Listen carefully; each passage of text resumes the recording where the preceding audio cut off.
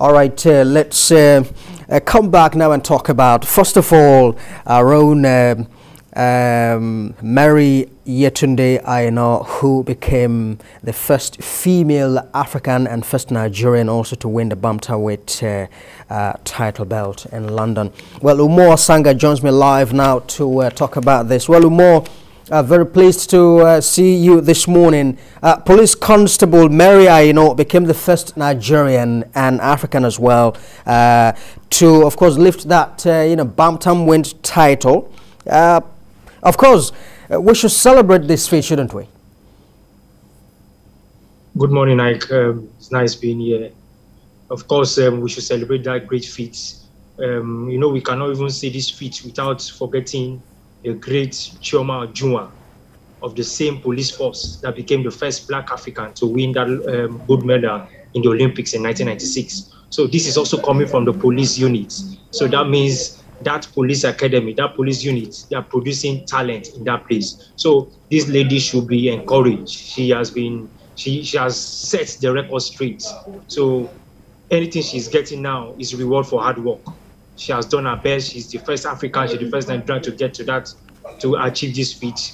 She should be celebrated. Everything that is given to her now is because of her hard work, is because of diligence. Congratulations to her. And talk about, celebrating her. The IGP rewarded her with special promotion and, of course, some monetary, compensations as well. That's something very commendable, isn't it?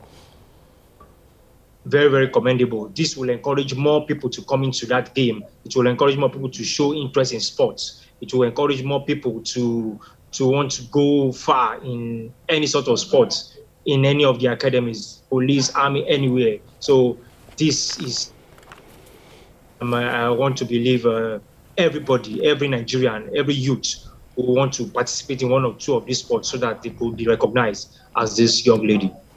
All right, well, away from that, now let's turn our attention now to the Russia, Ukraine imbroglio, where the International Olympic Committee, of course, FIFA have all taken action now to ensure that the integrity of the sports is protected.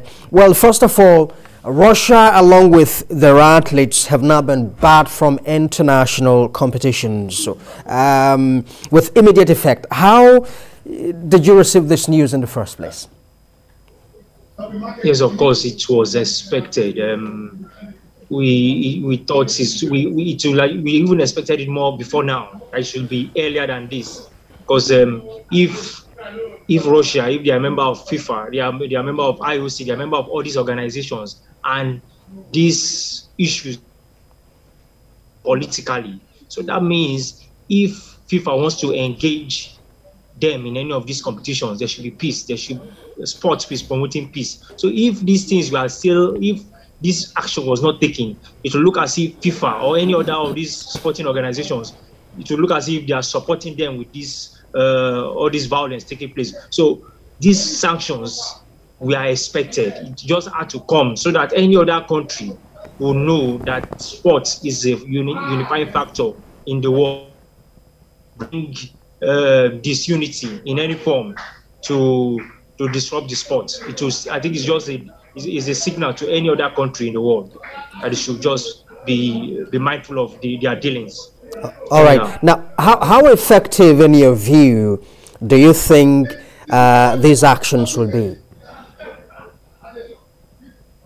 Of course, it will go a long way because World War II, when you look at in the 1950s, the likes of Germany and Japan were banned then for participating in sporting competition, and it really helped to bring them back at a point because they had to go into negotiations and everything came back. You look at South Africa during the apartheid time, sporting, they were banned because of this apartheid thing, and everybody had to come back to dialogue and bring back South Africa to the footballing fold. So with these sanctions being placed on Russia, everybody will now sit on the dialogue table, no matter who is in.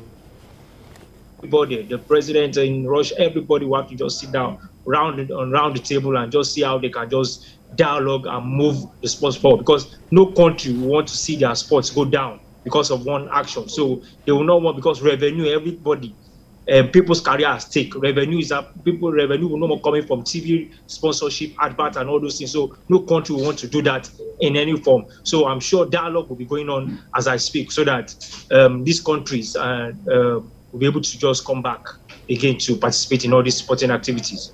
All right. Well, let's also talk about the football fans now, or sporting fans. Well, Sparta Moscow has been removed from the Europa League, which has now given RB Leipzig an opportunity to advance to the quarterfinals automatically.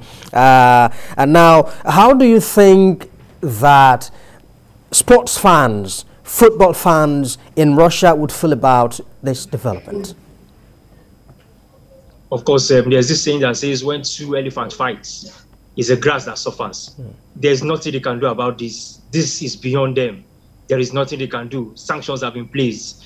RB Leipzig would have loved to play Spartak Moscow, but at this point, it's beyond them. So they just have to just watch and see how dialogue will take place for sporting activities to return back to Russia. Because as it seems, it's beyond them. It's beyond anybody. So FIFA and the other bodies just have to just sit together and just come to a conclusion for sporting fans to be happy, because nobody RB Leipzig will have loved to play Spartak Moscow, so that the fans will be happy, so that the fans will see good football, excitement. But for now, everybody just has to watch and hope for the better in the future.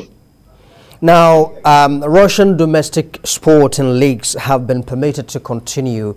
Well, well, I'm told we cannot, go any further now.